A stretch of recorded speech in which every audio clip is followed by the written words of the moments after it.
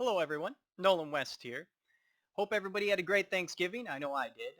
I'm lucky because most of my immediate family lives in Blaine, so I had to travel a total of a mile in order to get to my Thanksgiving. But I feel terrible for the people who had to go to the airport. The snow made that a total disaster for everyone, so hopefully you didn't have to do that. But yesterday, we got some good news. The state has forecasted that we will have a $1.332 billion surplus next year. So back in February, it was estimated that we'd have a $1.05 billion surplus. But due to higher than expected economic growth, we've added nearly $300 million to that number. State consultants have largely attributed this bonus economic growth to the Federal Tax Cuts and Jobs Act passed in 2017, as well as capital flight from countries in economically dire straits, because things are going great here in America, but the rest of the world, not so much.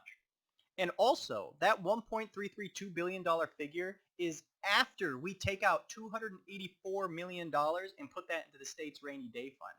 And now our rainy day fund is at $2.3 billion, which is very good. And it's important for a state like ours to have a robust rainy day fund because we are so dependent as a state on sales and income taxes. Over half of our state budget comes from income taxes and 25% of our state budget comes from sales taxes. In a recession, both sales and income taxes plunge dramatically because nobody has any job for income, and with no job, you can't spend any money for sales taxes.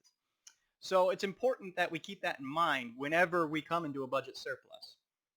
So now the question is, what do we do with this surplus?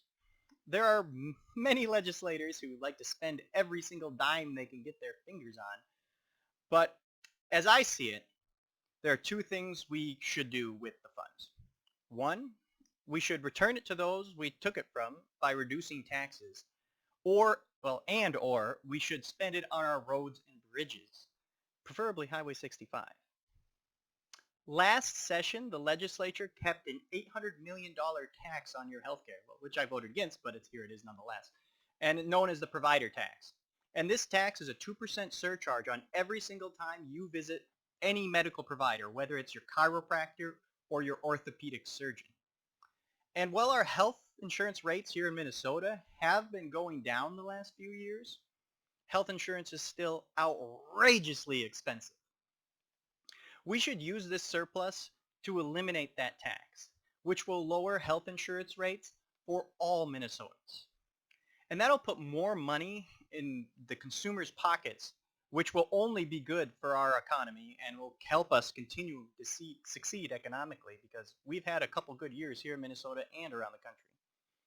Then we can take the remaining $500 million after $800 million to get rid of that tax and invest it in our roads and bridges. Because the more money we put into our roads and bridges, the sooner we can get started on Highway 65, which is my number one priority. Minnesota government is in great fiscal shape. Our state and country have been economically booming the last few years. And we should keep this train running by continuing to invest in Minnesotans with lower taxes, as well as developing our infrastructure so we can actually get to work. Because right now our roads are in such horrible shape, it's ridiculous. So that's what I think we should do with the surplus. But let me know if you have any other ideas or if you agree with me or whatever you'd like to see done with the $1.33 billion. But at least we're in this situation because being in a deficit is not pretty. But anyways, thanks for listening. Have a good one.